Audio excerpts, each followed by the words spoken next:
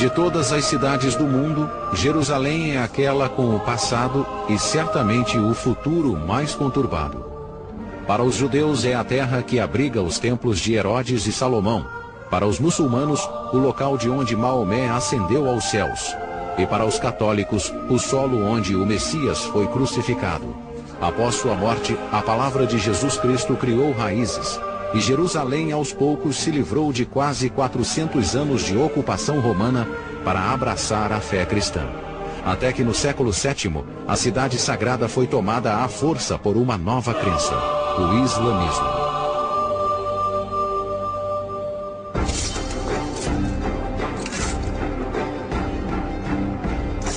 Quatro séculos depois, os cristãos reivindicaram a posse de Jerusalém e cerca de 60 mil guerreiros espalhados pela Europa se reuniram para a batalha. Um dos líderes foi o veterano chefe militar, Duque Godofredo de Bouillon. Seu exército partiu em uma cruzada de 3 anos e percorreu 5.000 quilômetros para retomar Jerusalém em nome de Deus. Godofredo era mais que apenas um aclamado guerreiro. Além de grande benfeitor da Igreja Católica, o Duque era um homem extremamente devoto. Havia bons motivos para arriscar tudo em uma jornada para uma terra distante e talvez sem volta. Arruinada pela fome e por guerras mesquinhas, a Europa era uma região amaldiçoada. Seu povo decidiu buscar uma vida melhor neste mundo e no próximo.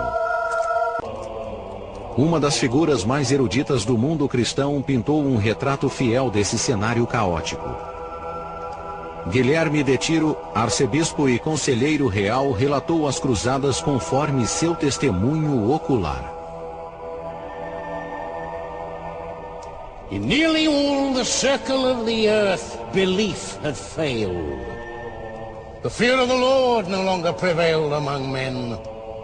Justice had perished from the world. Violence held sway among the nations. Fraud, treachery, and chicanery overshadowed all things. All virtue had departed and ceased to exist as useless. Evil reigned in its stead.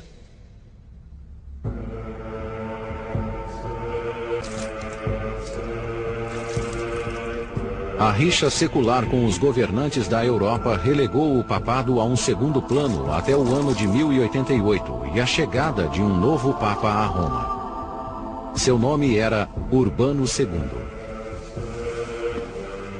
Um pedido de ajuda foi enviado ao chefe da Igreja Católica, o Papa Urbano II. Enviado pela Corte Imperial de Constantinopla, o apelo veio em nome de um rival do Oriente, o chefe político da Igreja Ortodoxa da Grécia e imperador bizantino, Aleixo I. O poder de Aleixo era cada vez menor. A influência da Igreja Ortodoxa chegara a alcançar o Oriente Médio.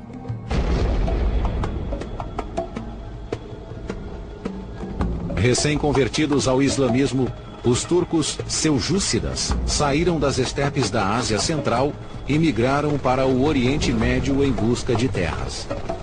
Seu exército era formado por dezenas de milhares de guerreiros destemidos que conquistaram o território muçulmano da Pérsia, Síria e Palestina, e finalmente se apossaram da cidade sagrada de Jerusalém.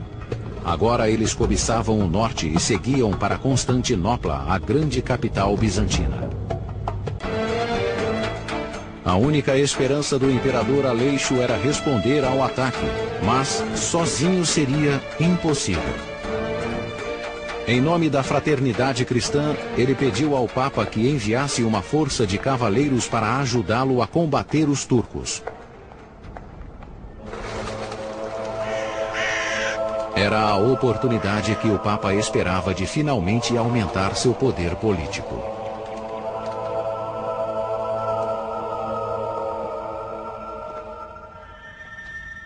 You've got to understand that the popes of that period were politicians.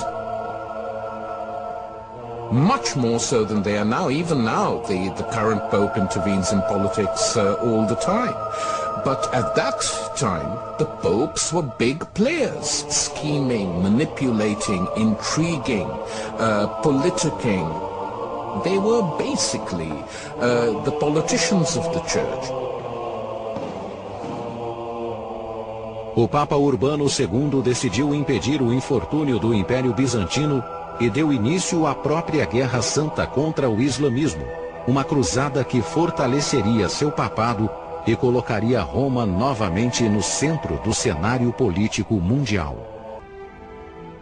Em novembro de 1095, o Papa proferiu um sermão a céu aberto na cidade francesa de Clermont. Foi um chamado para que príncipes, reis, clérigos e plebeus travassem uma guerra sob a bandeira da Igreja Católica. O sermão foi uma demonstração de astúcia e persuasão religiosa. Com a ajuda de histórias exageradas sobre atrocidades muçulmanas contra os peregrinos cristãos na Terra Santa, o Papa transformou os turcos em demônios e apresentou a cruzada como a guerra entre duas crenças.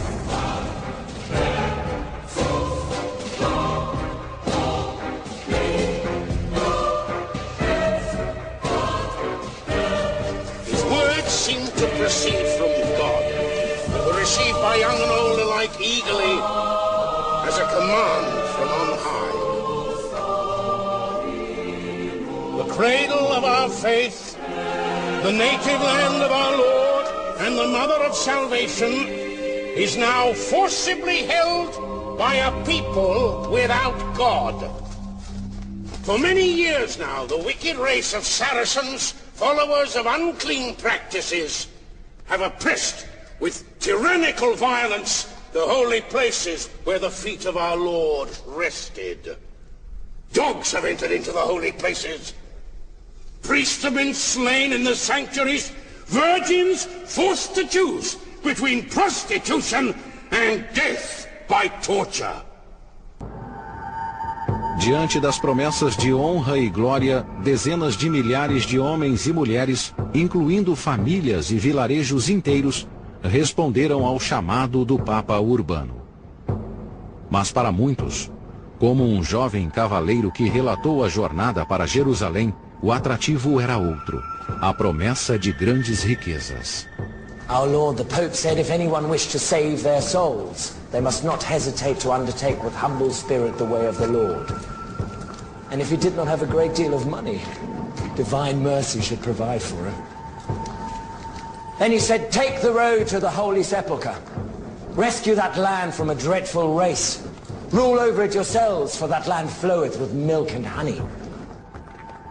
Nothing is ever motivated purely by religion or ideology. They knew perfectly well that there was a lot of wealth in that part of the world. It was the center of trade. All the trading caravans passed through this world. And so they wanted the money. It was as simple as that. Mas a oferta de riqueza sem fim e terras que jorravam leite e mel era apenas uma parte do prêmio. Pouco depois, uma nova recompensa foi oferecida para a congregação. Em uma decisão sem precedentes, o Papa prometeu um lugar no céu para a alma daqueles que aceitassem a cruzada. To those of you who once fought against brother and relative, now rightfully fight against the barbarians.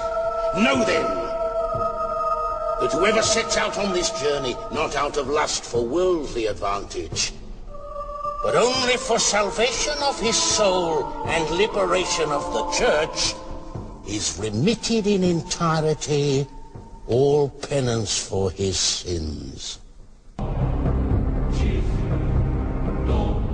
O sermão do Papa certamente testava os limites da doutrina cristã. Em sua Guerra Santa, o cruzado tinha a bênção de Deus para ignorar o sexto mandamento, não matarás, contanto que a vítima fosse um infiel. Incitados pelas palavras do Papa, alguns fanáticos ansiavam por derramar sangue antes mesmo de a cruzada deixar a Europa. Para esses fundamentalistas, qualquer não cristão era um herege, e havia hereges por toda parte.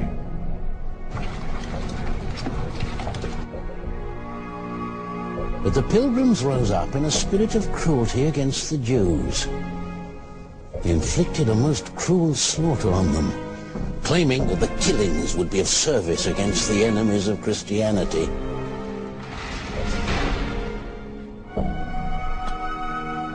He attacked them, decapitated many. They destroyed their homes and synagogues, and then divided all the looted money amongst themselves.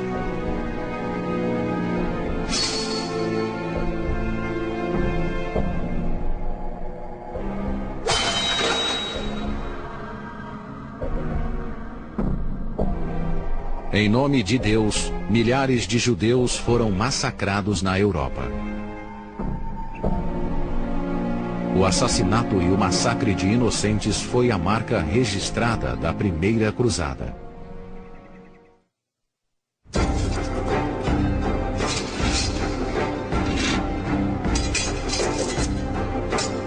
No outono de 1096, quase um ano após o sermão do Papa Urbano, exércitos da França, Alemanha e Itália deram início à épica marcha de 5.000 quilômetros para salvar seus irmãos cristãos e libertar a Terra Santa do domínio muçulmano.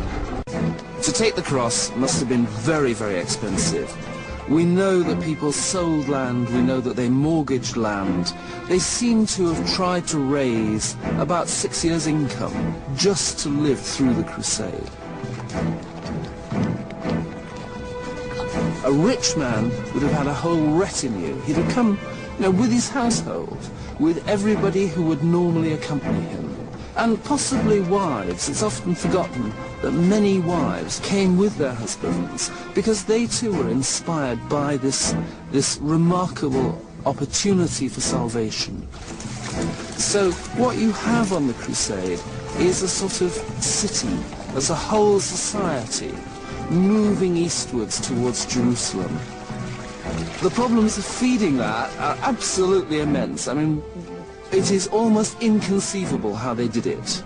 We would guess that they stole stuff, but fundamentally they were probably buying from the local peasants who would be glad to sell, but at very high prices. Durante quase 6 meses, o exército de Godofredo percorreu milhares de quilômetros e cruzou rios e montanhas do leste europeu, até finalmente juntar forças com outros exércitos do sul no local previamente combinado, o centro espiritual do cristianismo oriental, Constantinopla. Constantinopla é hoje Istambul, cartão de visitas da Turquia e cidade majoritariamente muçulmana. Mas 9 séculos atrás, esta era a última cidade cristã antes de o exército cruzar o Estreito de Bósforo e entrar em território inimigo. Na época, o maior tesouro da cidade era a Catedral Ortodoxa Cristã de Santa Sofia. Coberta por mosaicos de ouro polido, a construção era um documento vivo da lendária riqueza de Constantinopla. Mas os cruzados não chegariam a vê-la de perto. Furioso, o imperador Aleixo ordenou que os portões fossem lacrados. Um exército católico de 60.000 homens não era o que ele tinha em mente quando pediu para que o Papa Urbano enviasse uma tropa de cavaleiros como reforço.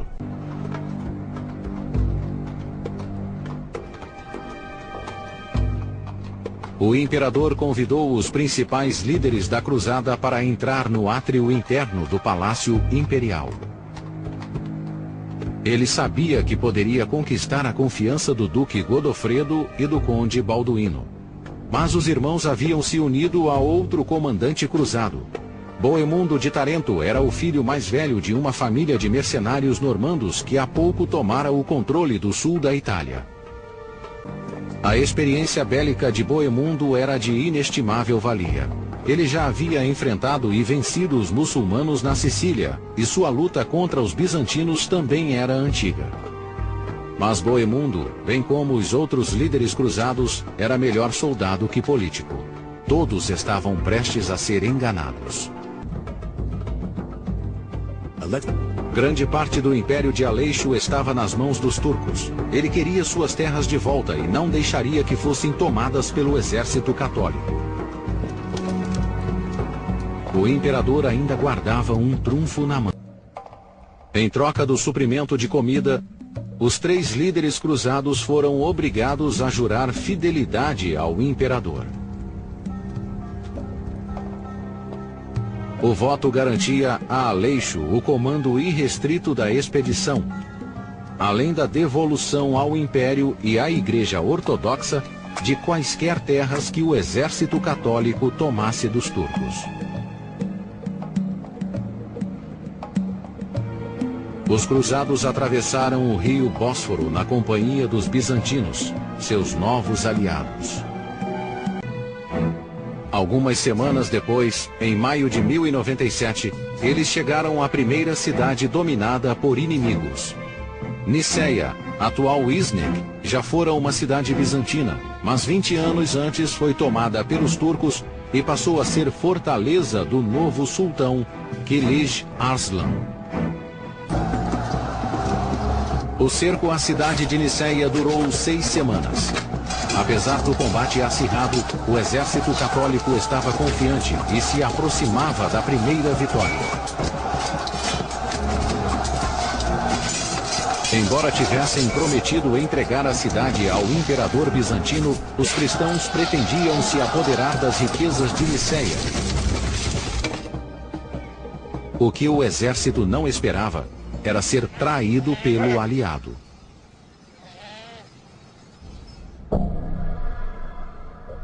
No flanco oeste da cidade encontra-se o grande lago Ascânio.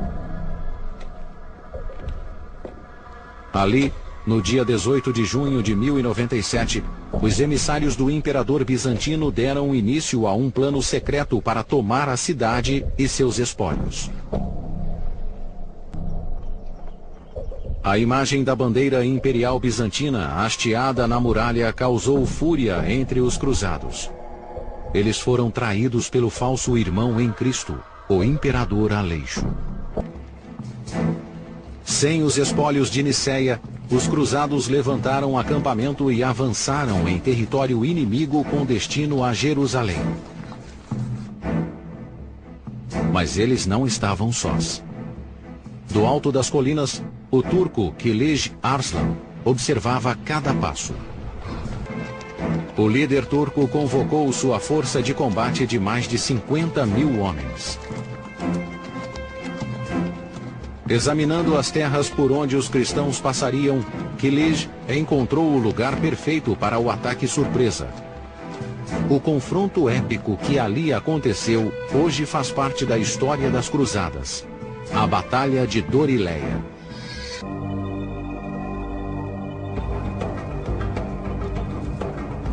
Na madrugada de 1º de julho de 1097, dezenas de milhares de turcos atacaram os homens de Bohemundo acampados no vale. Os turcos avançavam furiosamente em direção ao indefeso grupo. Mesmo que morressem muitos turcos, morreriam ainda mais cristãos.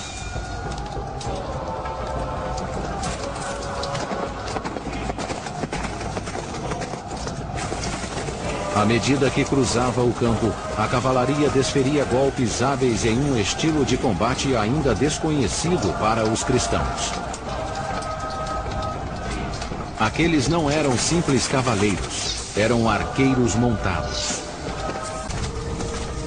A nova técnica ajudou a dizimar a força de Bohemundo composta por 20.000 homens. Mas essa não foi a única surpresa que os turcos reservaram para os cristãos.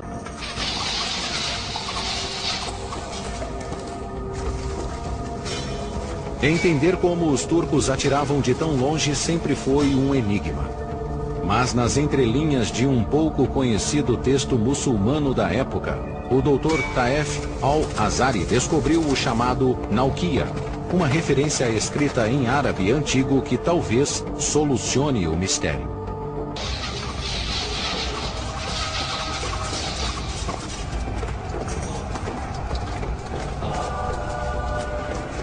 Bohemundo perdera 4.000 homens, e os turcos avançavam para o massacre final. Desesperado, ele ordenou que o restante mantivesse a posição em torno do campo. Mas não muito longe dali, a salvação se aproximava a galope. Com a chegada dos exércitos de Godofredo e Balduíno, o número de cristãos subiu para 55.000.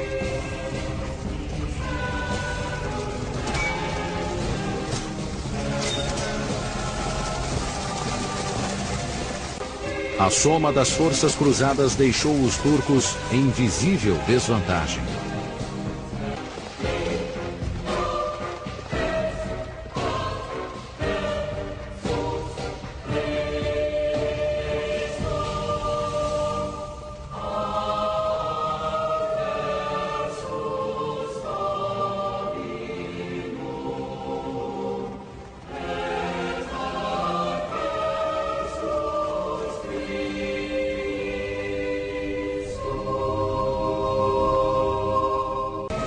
O número de mortos foi grande para ambos os lados.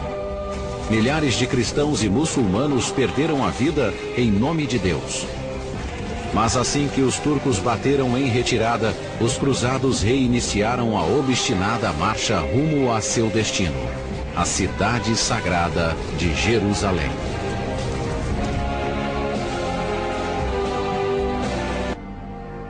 Ao invés de tomar o caminho direto para Jerusalém, os cristãos optaram por uma rota mais segura que os levaria a cruzar as montanhas Antitauros.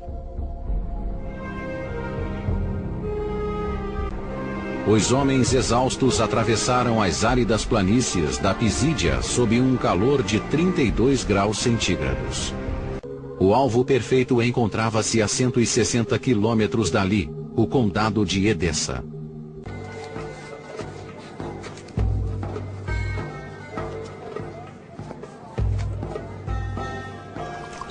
A questão é que a cidade não estava nas mãos dos muçulmanos e havia bravamente resistido aos ataques turcos até então. Mas o povo cristão de Edessa estava cansado de constante investida muçulmana.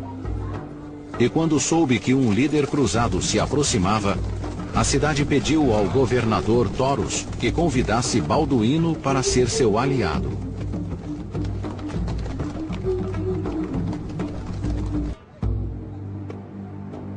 A aliança com Balduíno tinha seu preço. Ele aceitaria proteger Edessa dos turcos em troca do total controle da cidade. O ingênuo Toros prometeu torná-lo rei somente depois de sua morte.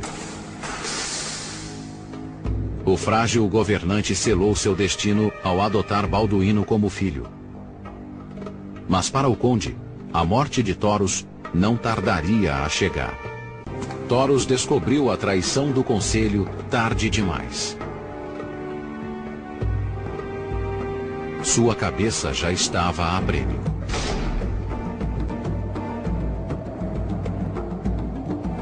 But immediately his destroyers shot him down into the middle of the street. And cutting off his head, they carried it on a spear through the quarters of the city for everyone to mock. Enquanto Balduíno comemorava a tomada de Edessa, o exército cruzado principal chegava aos muros da grande cidade de Antioquia, a 240 quilômetros dali. A próspera Antioquia foi uma cidade cristã desde os tempos do apóstolo Pedro até 1085. Era tarde demais para voltar, e o grupo continuou a escalar a muralha da Torre de Firos. Em questão de minutos, a cidade foi tomada e os portões foram abertos para os outros soldados. Guiados pelos cristãos locais, eles arrastaram os muçulmanos para fora das casas e das mesquitas. E os mataram indiscriminadamente. Everyone really was really massacred, was killed. The Jews, the Christians, the Muslims, and then spare children or women or elderly, and they were really avenging and proving that they are really superior and they are the true and new master to the territory. O único habitante de Antioquia que conseguiu escapar foi Iagisyan, o governante turco. Siam pagou um preço alto pela fuga. O pombo-correio de Siam cumpriu sua missão e o reforço turco chegou à cidade no dia seguinte à sua morte.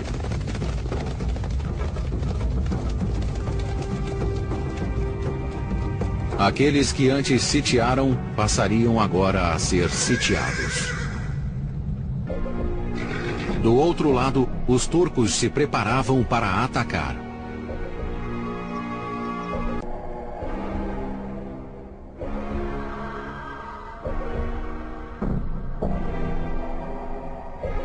Os cruzados rezaram por um milagre e foram atendidos. Espalhou-se a notícia de que Deus falara com um cruzado por meio de uma visão. O cruzado era um simples padre francês, do chamado baixo clero, mas sua visão inspirou um exército inteiro. A verdadeira lança que transpassou Jesus na cruz estava há séculos desaparecida. Encontrá-la naqueles tempos de crise seria o mesmo que estabelecer uma poderosa ligação entre os cruzados e o próprio Cristo. Pedro Bartolomeu reuniu um grupo de 12 discípulos e invadiu a pequena igreja para escavar o chão onde afirmava estar enterrada a lança sagrada.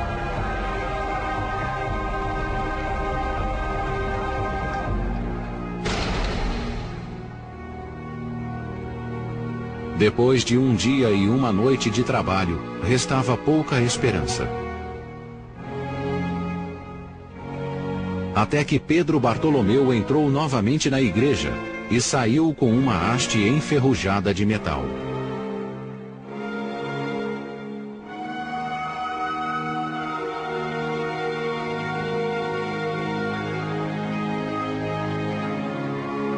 O padre proclamou ter encontrado a relíquia. Uma afirmação ridicularizada pelos historiadores árabes.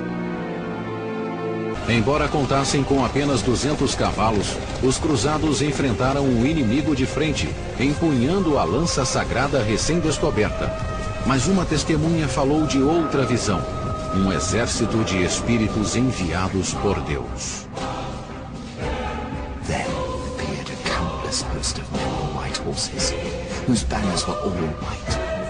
When our men saw this, they did not understand what was happening or who these men might be, until they realized this was the blessed help sent by Christ. The Turks fled in terror, and with God's help we defeated them. Grandes extensões de terras estavam sob o domínio cristão. Balduíno comandava a região de Edessa e Boemundo a cidade de Antioquia. Os dois se tornaram muito ricos. No final de 1098, os dois líderes cruzados se dedicavam inteiramente ao comando de seus principados e questionavam a necessidade de marchar para Jerusalém. Em junho de 1099, 13 mil cruzados, menos de um quarto do número que partiu da Europa, chegaram aos portões da cidade em que Jesus Cristo morreu. Depois de 3 anos de marcha, o exército cruzado estava prestes a atacar Jerusalém. Os muros de 15 metros de altura e 3 de espessura intimidavam. A escalada exigiria escadas e torres de cerco. No dia 14 de julho de 1099, os cruzados lançaram um ataque duplo. Uma das torres foi levada para o lado norte de Jerusalém e a outra para o lado sul.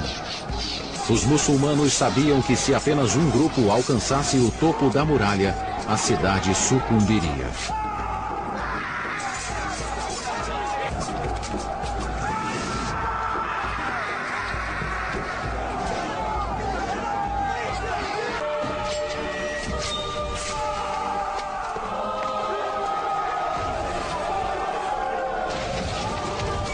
A muralha foi vencida e só restava aos muçulmanos fugir.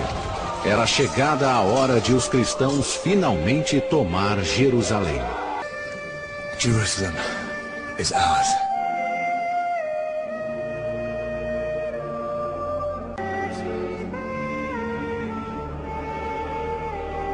Quase 3 anos depois de deixar sua terra natal, o Duque Godofredo se tornava o novo governante cristão de Jerusalém.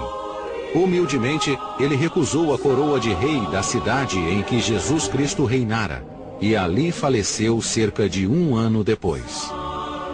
Mas Balduíno, o traiçoeiro senhor de Edessa, não se fez de rogado.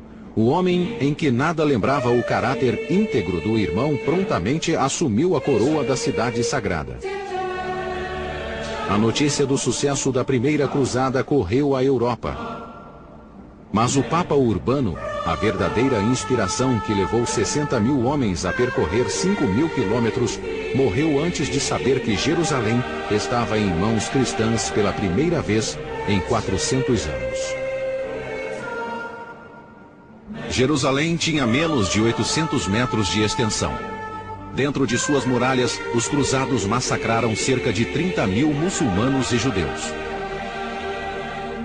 Notícias da chacina abalaram o mundo islâmico.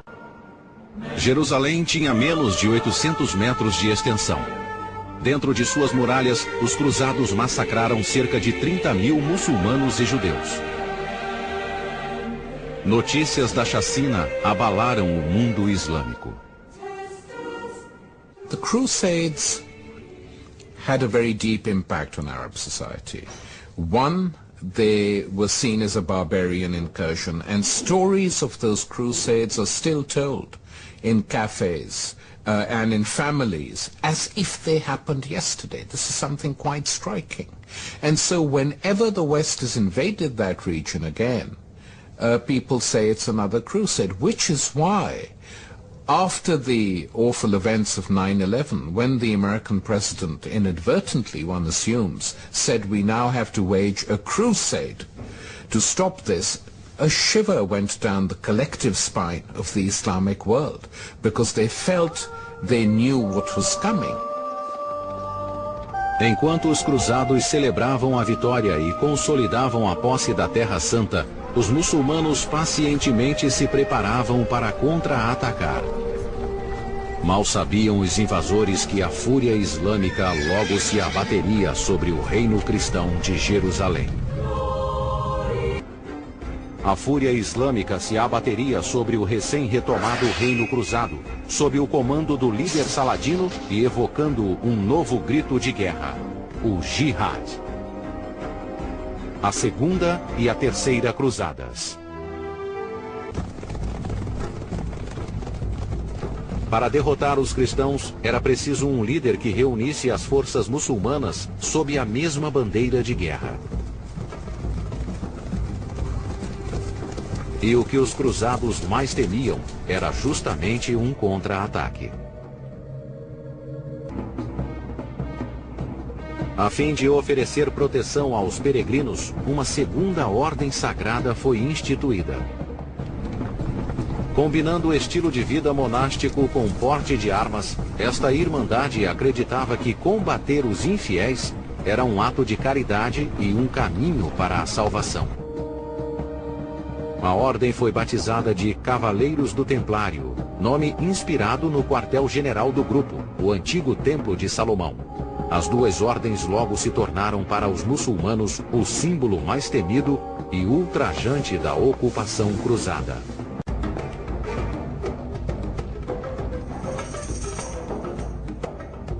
Quase meio século depois da fundação dos Estados Cruzados, os muçulmanos estavam prestes a realizar o primeiro contra-ataque.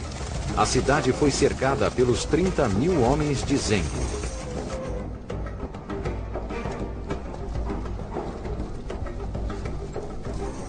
Pegos de surpresa, os poucos cavaleiros cruzados que permaneceram em Edessa bateram em retirada para dentro da cidade. A única maneira de entrar em Edessa era derrubando os muros. Zeng decidiu convocar mineiros que sabiam exatamente como destruir os alicerces da construção.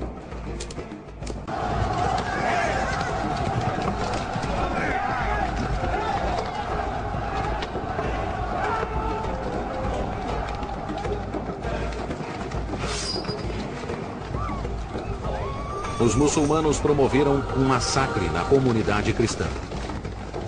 Milhares de homens, mulheres e crianças foram mortos. Edessa voltava ao controle muçulmano e Zenghi era o novo herói do mundo islâmico. Era a vitória da primeira fase do Jihad, a luta contra o Império Cristão. 2 anos depois da tomada de Edessa, Zenghi foi assassinado enquanto dormia. As esperanças do povo teriam morrido com ele, não fosse o inconformismo do próprio filho. Nur al-Din. Os cristãos viram a ascensão do novo líder como uma grave ameaça aos Estados Cruzados.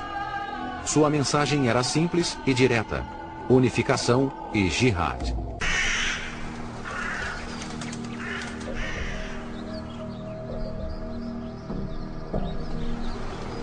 Na Europa, a queda de Edessa chegava ao conhecimento do Papa. No dia 1º de dezembro de 1145, Eugênio III foi obrigado a tomar uma medida drástica e convocou uma segunda cruzada.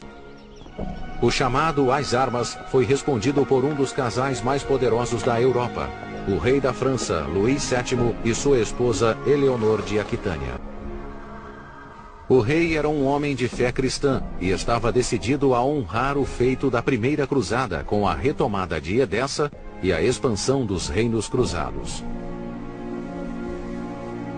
Mas além de não ser um líder nato, a experiência militar do rei era exígua.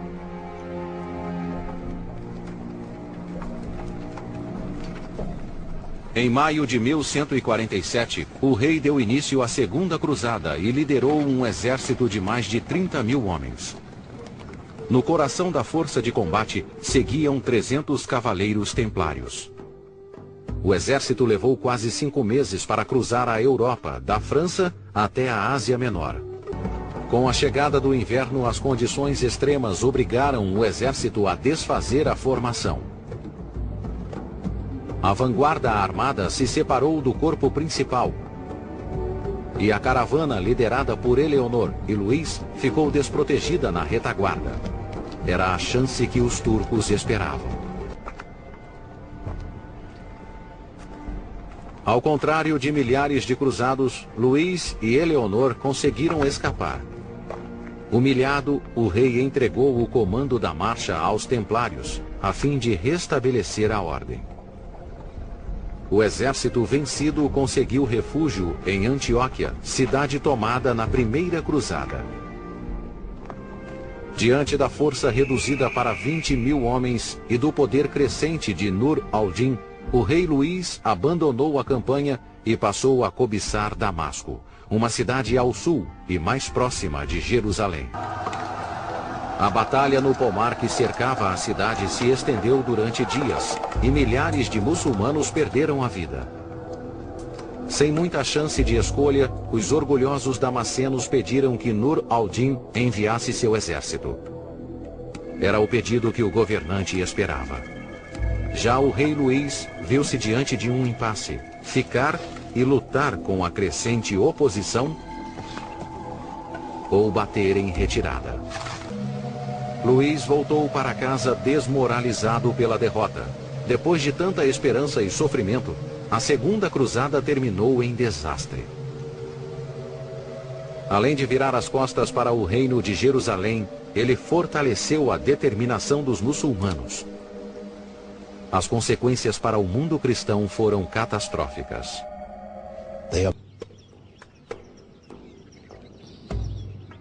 O fracasso da Segunda Cruzada era o que Nur al-Din precisava para conquistar Damasco. Suas armas para convencer a cidade foram intimidação e astúcia. Somente unidos, disse ele, teremos força para subjugar os Estados Cruzados. Os damascenos finalmente cederam à sua inexorável campanha.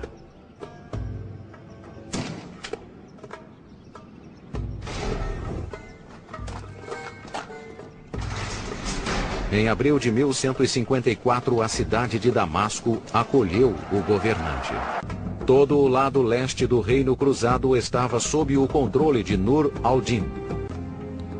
Mas em 1168, um erro fatal dos cristãos deixou o governante muçulmano em grande vantagem. Os cruzados promoveram um massacre de muçulmanos xiitas em uma cidade egípcia próxima ao Cairo. Nur al-Din não perderia a chance de oferecer ajuda e enviou seu melhor e mais jovem general para defender o Cairo. Seu nome era Saladino. Saladino é uma lenda no mundo islâmico.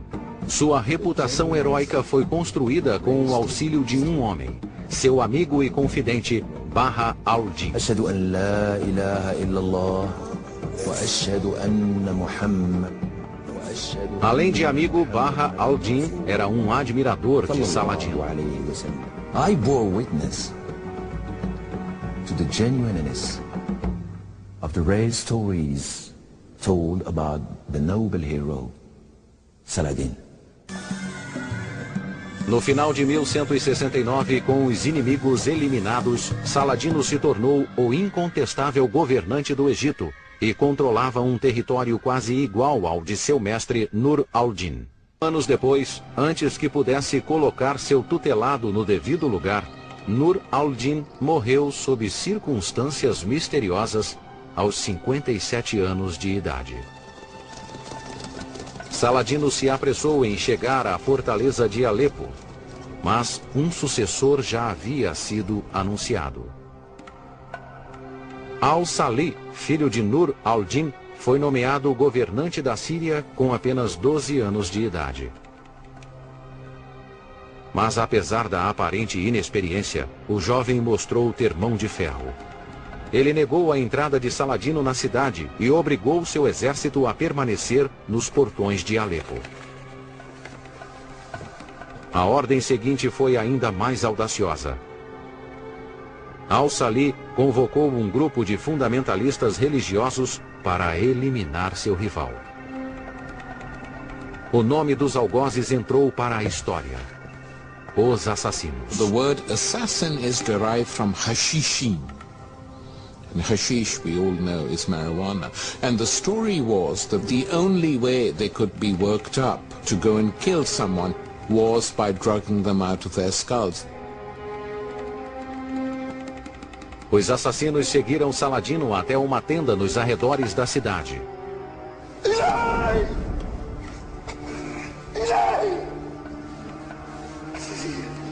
Em seguida, o grupo matou um de seus guardas. Saladino teve sorte de escapar apenas com um ferimento leve. Um ano depois do atentado, Saladino voltou decidido a capturar Alepo. Desta vez, nada sairia errado. Ele cercou o acampamento de guardas e espalhou cal e cinzas ao redor da tenda para detectar pegadas. Mas apesar de toda a segurança, os assassinos atacaram novamente, e de maneira curiosa. Ao lado do travesseiro, Saladino encontrou alguns doces. Com eles, um bilhete avisava que ele deveria bater em retirada, pois a próxima tentativa de assassiná-lo não falharia. Só restava a Saladino ir embora. 7 anos depois, a sorte do líder tomaria um novo rumo. Em 1181, seu rival Al-Salih morreu prematuramente aos 19 anos. A exemplo do pai e do avô, a morte se deu em circunstâncias duvidosas. A Síria e o Egito passaram a pertencer a Saladino. Era o fim de 8 décadas de desunião. Depois de lutar pela unificação do mundo islâmico, o passo seguinte do grande Saladino seria investir contra os cristãos da Terra Santa.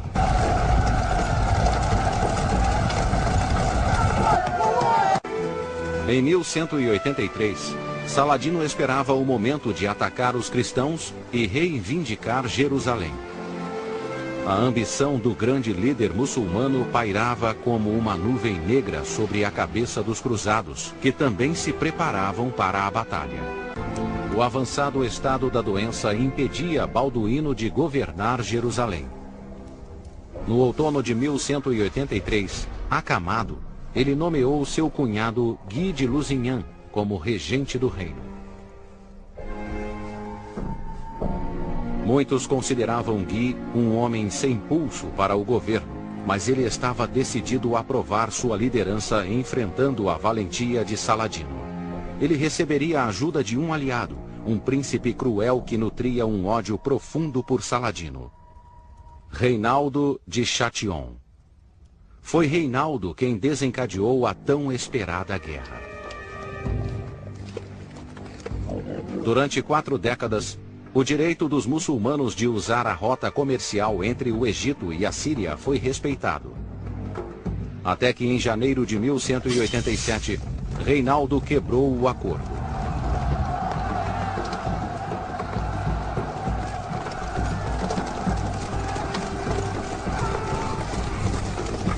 O príncipe liderou o ataque a uma caravana de muçulmanos abastados. Ele fez os homens e mulheres de prisioneiros e saqueou suas posses. O ataque injustificado deu a Saladino um motivo para entrar em guerra. Um exército de proporções épicas foi reunido sob a bandeira muçulmana. Acompanhado de 20.000 soldados de infantaria e 10.000 cavaleiros, o rei marchou rumo a Hatim, região às margens do Mar da Galileia. Saladino lançou o desafio e Guy de Lusignan foi obrigado a aceitar. Ele reuniu 1.300 homens dos castelos e cidades do reino, incluindo os templários e os hospitalários, mais 15.000 soldados de infantaria. Como estandarte, os cristãos carregavam a mais preciosa das relíquias, a cruz de Cristo, na crença de que ela os livrasse da derrota e garantisse a vitória. Muitos católicos ainda acreditam no poder das santas relíquias. Benedicat vos omnipotens Deus. Em um pacato mosteiro em Jerusalém, os supostos fragmentos da cruz de Cristo repousam em um relicário de ouro. Confiantes de que Deus estava com eles, Guy, Reinaldo e o exército cristão foram ao encontro de Saladino. Saladino e seus homens se colocaram entre os cruzados e a água. Guy de Lusignan não teve outra escolha e ordenou que o exército investisse contra os muçulmanos.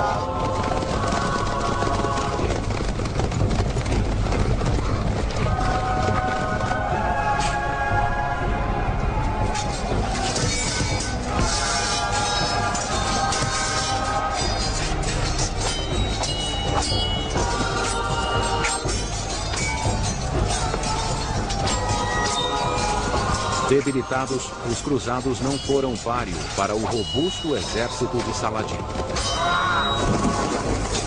Cada golpe cristão era defendido pelos muçulmanos.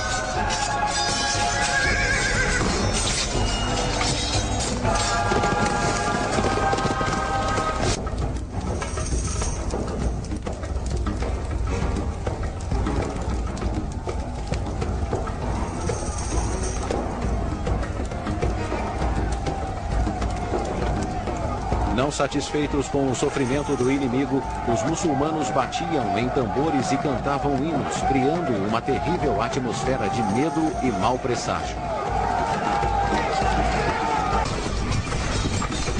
Quando os cristãos começaram a cair, o disciplinado exército muçulmano fechou o cerco para o golpe final. Pressentindo a vitória, Saladino ordenou a captura de Guy, Reinaldo e da Tenda Vermelha. Julho de 1187, a Batalha de Hatim terminara.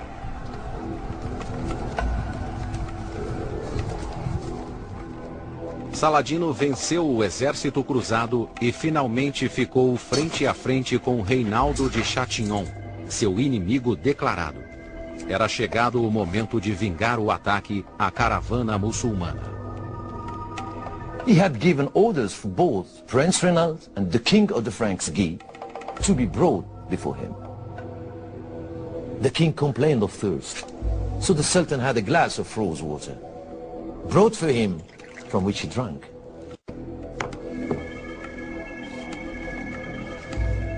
And then he passed it on to Reynald. The Sultan cried out at the king, "This godless man did not have my permission to drink and will not save his life that way." And with one hand, cut off, Reynald said.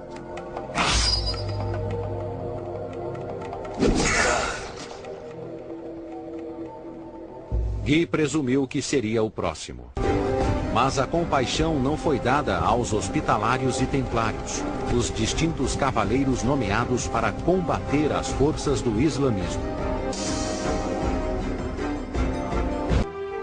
A vitória esmagadora sobre os cruzados era a justificativa de Saladino para os anos de luta pela unificação do seu povo. They drank the cup of fate, and the spears courted them.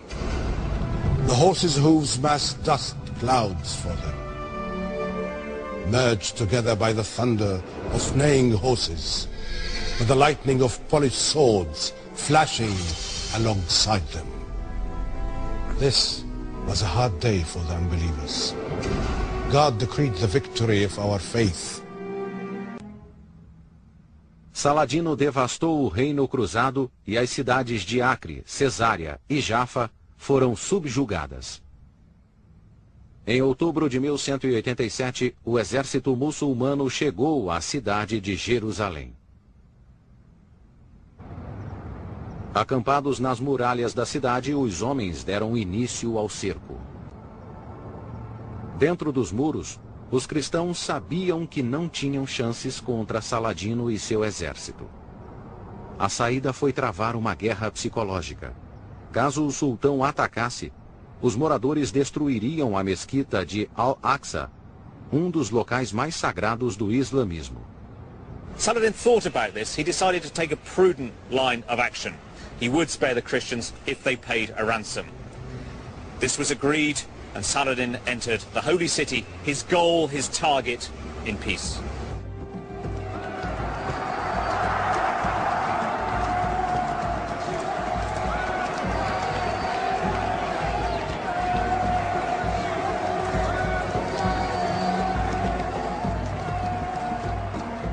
For our Lord Saladin, this was a great victory. A great victory.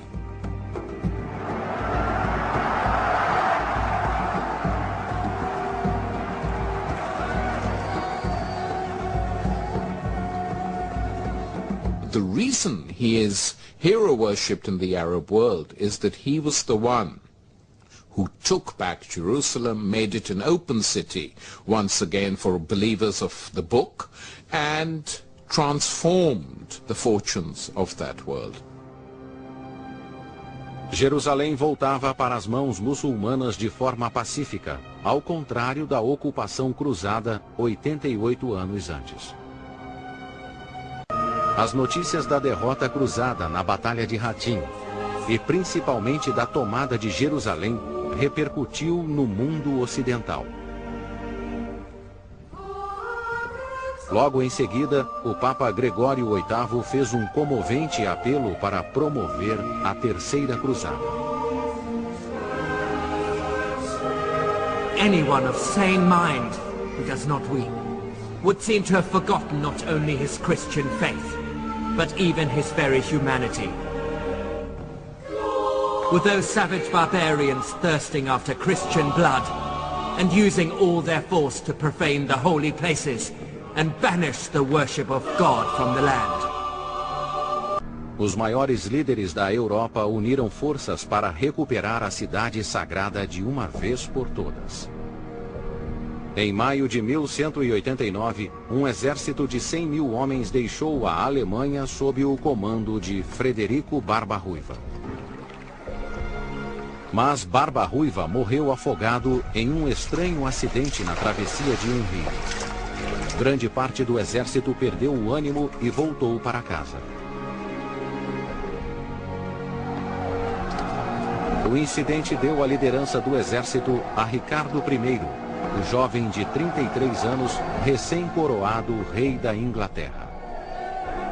Um imposto batizado de dízimo de Saladino foi criado para financiar a Terceira Cruzada. Ademais, Ricardo vendeu castelos, vilarejos e títulos de nobreza para garantir a compra do melhor equipamento bélico da época. Dizem que ele teria vendido Londres, se pudesse. O rei estava decidido a não repetir o fracasso da Segunda Cruzada e promover a mais bem organizada e equipada campanha até então. Após 14 meses de preparativos, Ricardo partiu rumo à Terra Sagrada na Terceira Cruzada. Enquanto isso, seguro de seu poder, Saladino decidiu soltar seu prisioneiro Guy de Lusignan, na certeza de que o reino cristão nunca mais ofereceria a ameaça. Guy quebrou a promessa feita a Saladino, reuniu o restante de seus homens e partiu para a reconstrução do reino. O porto de Acre sucumbira às forças de Saladino logo após a tomada de Jerusalém. Mas com um exército de 400 cavaleiros e 7.000 soldados de infantaria, Guy estava determinado a retomá-lo.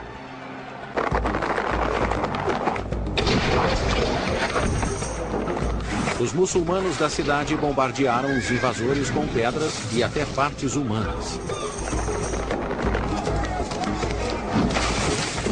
Saladino ficou sabendo do cerco e enviou seu exército para ajudar na defesa da cidade. A chegada das forças do sultão impediu a invasão cruzada. Durante 2 anos, muçulmanos e cristãos travaram uma batalha intermitente.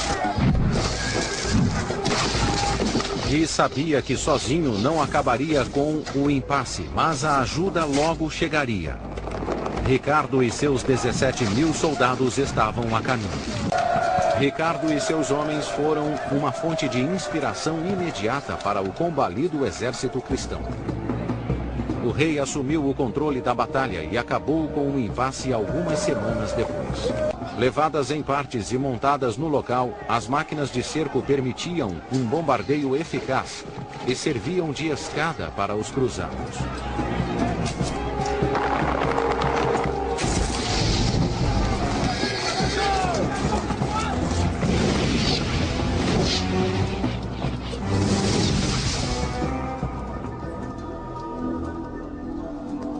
Mas os registros revelam como Saladino foi capaz de conter as enormes torres. Um soldado sírio ensinou ao sultão a receita do fogo grego, um tipo de napalm medieval. Feita com óleo cru e resina de madeira, a substância queimava vorazmente o que estivesse no caminho. A cada arremesso, uma chuva de fogo grego caía sobre os cruzados.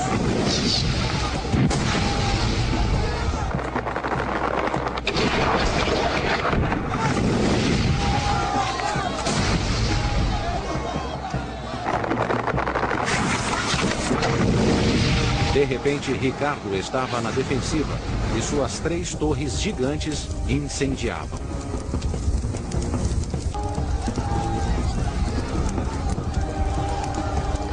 Sem as máquinas de cerco, Ricardo precisava de uma nova e urgente estratégia.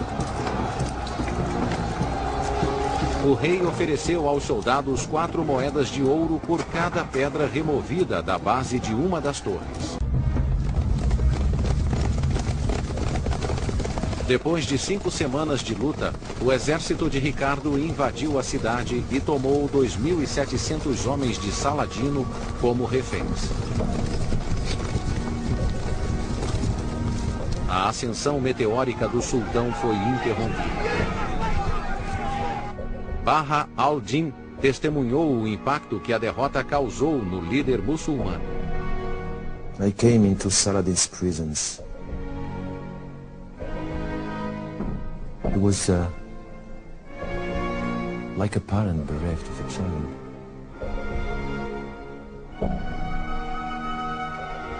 I offered him what comfort I could and exhorted him to think of his duty to Palestine and Jerusalem,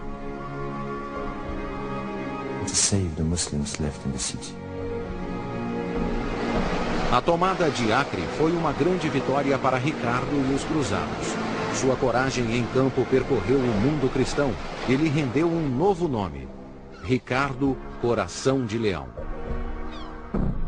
A Terceira Cruzada estava livre para recapturar a cidade sagrada. Mas primeiro, era preciso negociar os milhares de reféns. O rei mandou um ultimato para Saladino.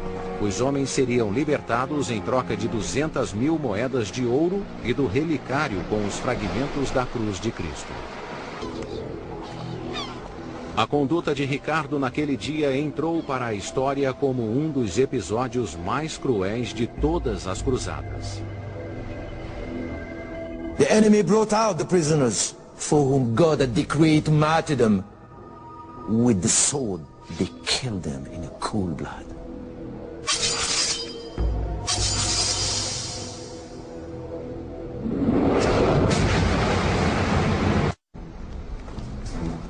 Para Saladino, era essencial deter a marcha de Ricardo Coração de Leão.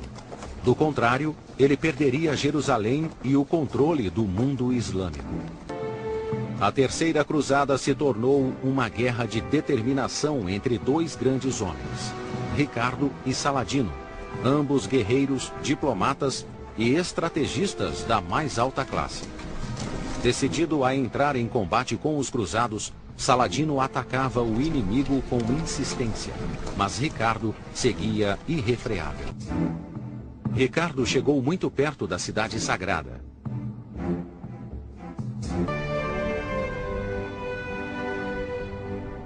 Ricardo temia que seus homens exaustos não conseguissem tomar Jerusalém e defendê-la do enorme exército muçulmano liderado por Saladino. Era o fracasso da maior missão da Terceira Cruzada: retomar a cidade sagrada. As cruzadas tiveram retornos periódicos nos 100 anos seguintes, mas o entusiasmo pela tomada da Terra Santa foi aos poucos diminuindo. A cidade de Acre, último posto cristão, foi dominada pelos muçulmanos em 1291. Os 2 séculos de ocupação cruzada na Terra Santa chegavam ao fim, mas as feridas psicológicas